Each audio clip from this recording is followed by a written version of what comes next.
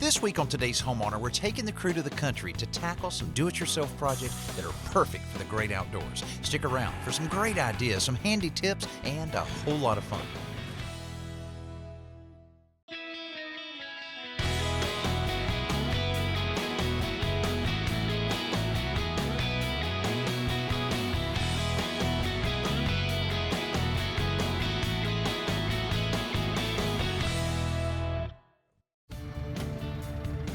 We're about to spend one hot day at this piece of property I own. It's about an hour away from my house. Now, I try to spend as much time as I possibly can down here, but I'm usually not just sitting around watching the fish grow.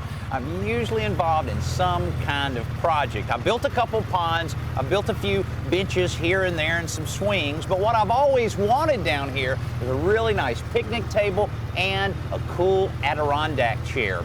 Also, my wife wants a little planter up on the deck. I'm going to take care of all of that, along with Alan Lyle helping me out a little bit on a few of the projects. Now, the cabin is something that I built about 30 years ago, and I just built it out of old scrap materials that I had left over from jobs, and I have it built up on stilts, as you can see, because we do get a little water in this area from time to time. But like I say, the thing that I really want is something that Alan's helping me out on right now, is a picnic table. While we're getting set up on this, check out what Jody built, this cool bench that you could use just about anywhere. Well, you know, a lot of people would love to tackle a woodworking project, but sometimes they think that they might be too intimidating because it might be just too hard or they don't have the right tools. Well, take a look at this bench, because I literally took about an hour, maybe an hour and a half to complete this, and I want to show you how I did it. The first thing that I did is I cut my 2x12 down to size, which was about 4 feet. And then what I did is I took the rest of my 2x12 and I cut my legs, which were about 17 inches. Then I wanted to jazz it up a little bit, so I took a paint can and I marked off the little detail on the legs. Then using my jigsaw, I just simply cut out the detail on the legs, and I also tapered the legs. And then I also wanted to round the corner on the top of the seat. Then I used my power drill to drill my pilot holes. And then I used a countersink bit so that the head of the screws would sink down below the surface so I wouldn't get snagged on it. And then of course I just used my sander just to make sure everything was nice and smooth. And I also used galvanized screws because, again, we're going to be using this bench out here on the patio. This is a perfect little basic beginner DIY woodworking project, and again, it took no time at all. I would say total in materials I probably spent about $15 in an hour to hour and a half. That's not bad.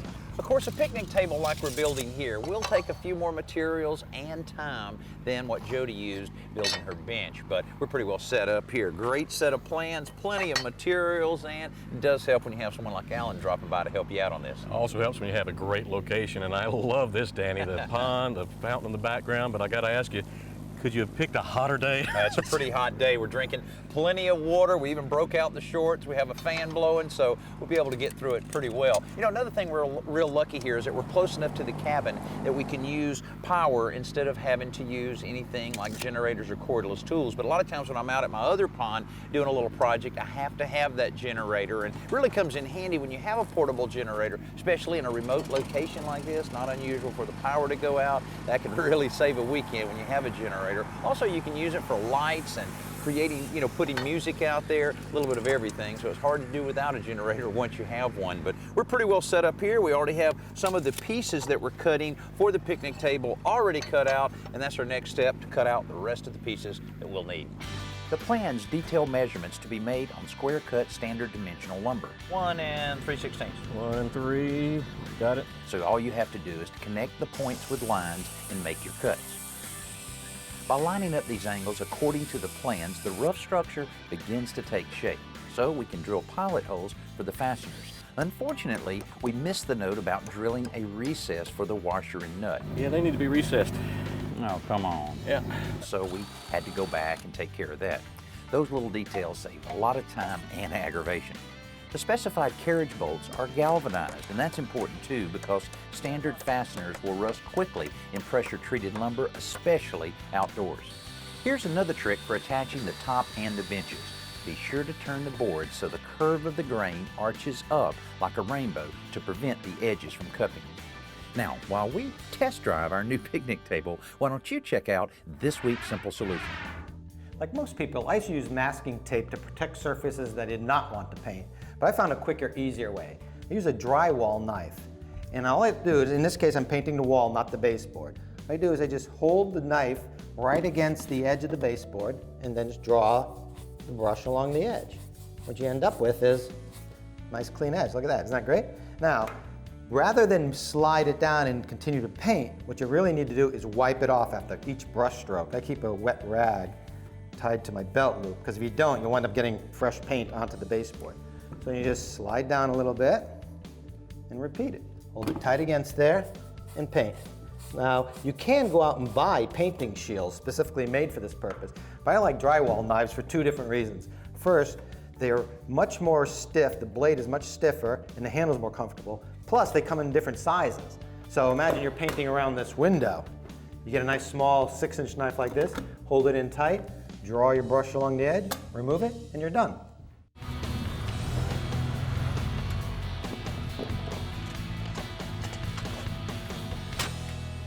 Well, so far I've got a great looking picnic table that we built today. Now it's time to tackle the simple Adirondack chair that'll be positioned right there, one of my favorite spots here on the river. Now, I've got all the tools we need here. It's not going to take a whole lot of tools, and Alan is taking care of all of the lumber and getting it ready for us over here. We decided to kind of get under the shade here a little bit because it is really getting hot. What do you think, Alan? Well, I'm getting excited about building this, and I found a way to make it a lot easier perfect. for us. There you go. Got a set of plans. This is your classic Adirondack chair. All we got to do is basically follow directions. And pictures, everything illustrated. Yeah, great. I think this will go real nice. So it's going to be a good project. All right, good. Well, what about the lumber? I know you were picking up some cedar. I don't see it anywhere. Well, I got another surprise for you. All right. I knew that you were on the road, had a little bit of time on my hands, so I actually took that cedar and come on, we've got everything cut out. All for the us. pieces already cut. How about that? Man, sanded and everything. Oh yeah, awesome. Didn't that look good too? That's pretty good. Hey, you know what's interesting about this is that what made this so easy with these plans is that this also comes with full-size templates. So I was able to cut everything out, use the templates. Actually, since we've got a lot of matching pieces, and I should say matching mirrored pieces, right? You don't want to use that template the one time. So I took the templates, transferred that to something harder, like, in fact, I used blue poster board. Oh, I got you. Then took the blue poster board to the cedar, cut it out. I actually used the bandsaw because you got all these strange shapes in here. Right, right. I guess you could use a jigsaw, though. Oh, sure. If you didn't have that, just take a little more time and then sand it. Now, this is everything for the chair? This is the full chair right here. So all we got to do is assemble it. Well, all you got to do is assemble it. Wait a minute, wait a minute. Alan couldn't stay away long, which is good because it really takes two sets of hands to hold this stuff together. We're pre-drilling before driving our screws because cedar can split very easily, and it'd be a shame to ruin one of these pieces. The order of assembly in the plans makes a big difference here because it allows you to keep the structure square as you add to it. For load-bearing joints like the legs, we're using small carriage bolts instead of screws for a little extra strength. The carriage bolts are galvanized and the screws are coated deck screws, but if you want to spend a little extra money, you can also use stainless steel fasteners. In fact, you could also use another species of wood like fir to build this chair if you wanted to. That's the cool thing about a plan like this. It eliminates most of the trial and error, but you can still customize it to meet your taste, your needs, and your budget. Well, Alan, with you doing all of the cutting and sanding, putting this thing together was a breeze. It really was. That's great. But the real test is how comfortable is this thing here. It's a great design. The plans were great, but this is the real test right here. And yeah, not too bad. Yeah. I could sit here for a while. Now, we used cedar to build this chair, and it's fairly resistant to the weather, but we're going to put a semi-transparent stain over it to protect it even more. And then maybe after it dries, I can position it well on the bluff and get a little rest and relaxation around here instead of all of this work. Now, Alan had the convenience of using our shop to cut and sand everything. If you've got a project around your house where you really need your workbench wherever the work is taking place, Joe has a great handy tip for you. Sometimes it seems like you spend more time setting up your tools for a project than actually completing the project itself. And that's especially true in working with a power miter saw. Homeowners will often set up the saw on the floor or on the ground, but then you have to work on your hands and knees, and that's very uncomfortable. In this case, this is a much better idea. I made an improvised work table out of extension ladder and a pair of sawhorses. And then I cut a piece of 1/2-inch plywood to fit underneath the saw, just to support the saw itself. Now, the nice thing about this rig is that it's 36 inches high, so it's nice and comfortable. And then to support the work itself, I simply made these. It's just a 1x pine board with a 2x4 on top. And this height is the exact same height as the saw table itself. so that when I slide the molding over, it holds up one end, so I don't have to hold it up at the saw itself. Now, in this case, I used a heavy-duty extension ladder, and you can see it provides plenty of support. But if you're using a lighter-duty ladder, you may find that it flexes and bounces a little bit. So in that case, I'd recommend putting either a third sawhorse underneath or just clamp a vertical 2x4, and then I'll make it nice and rigid. Man, I love the color of the stain we used on the chair. Kind of has a weathered look, soaked into the wood, so you can still see a lot of the wood. Seems perfect for right here by the river. As soon as it dries completely, I'm gonna really enjoy this spot. Now, this was a very do-it-yourself type project, and in this week's Best New Product, Jody has something that'll make your next project go a little easier. I think that this is pretty much going to make the hammer obsolete. Now, this is the Ryobi Auto Hammer, and you know what? You just saw exactly what it does. It can hammer in a nail just like that.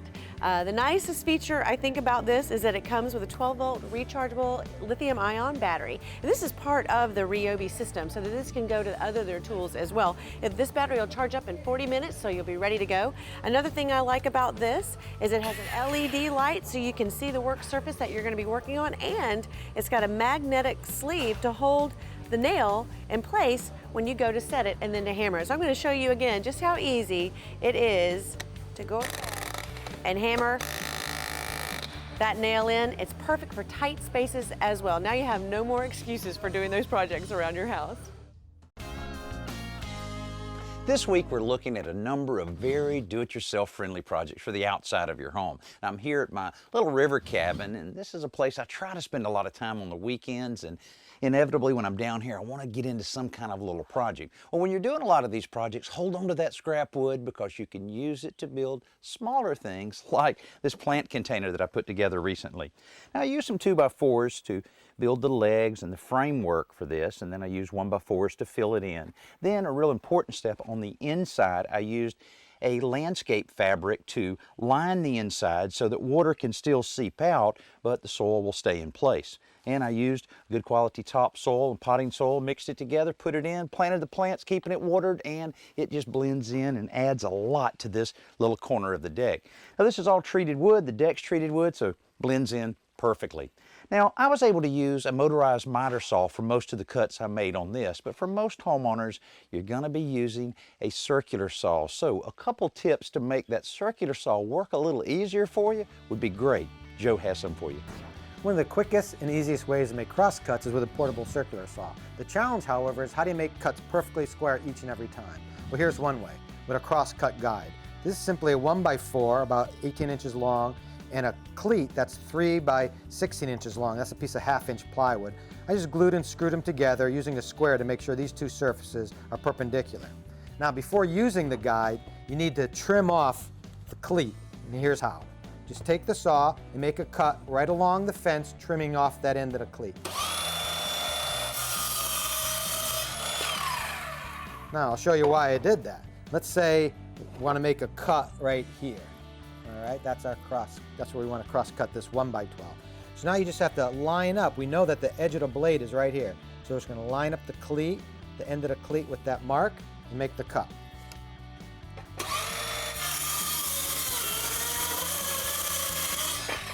There you go, nice clean cut right on the mark.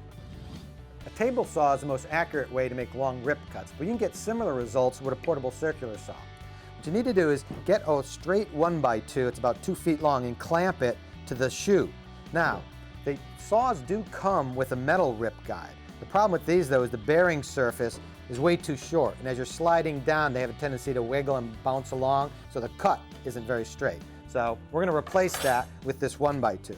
And again, we're just going to use a couple of C-clamps and clamp it right to the shoe, right to the saw shoe. Now, you make sure the saw is unplugged, or in this case, I took the battery out, because what you need to do is expose the blade and measure to the back of the blade and the front of the blade, because you want to make sure, obviously, that this fence is perfectly parallel. Otherwise, you'll get a skewed cut. So once that's checked, power up your saw and make the cut. Put on my safety goggles. Okay, here we go. I just hold the fence right against the edge of the plywood and make the cut.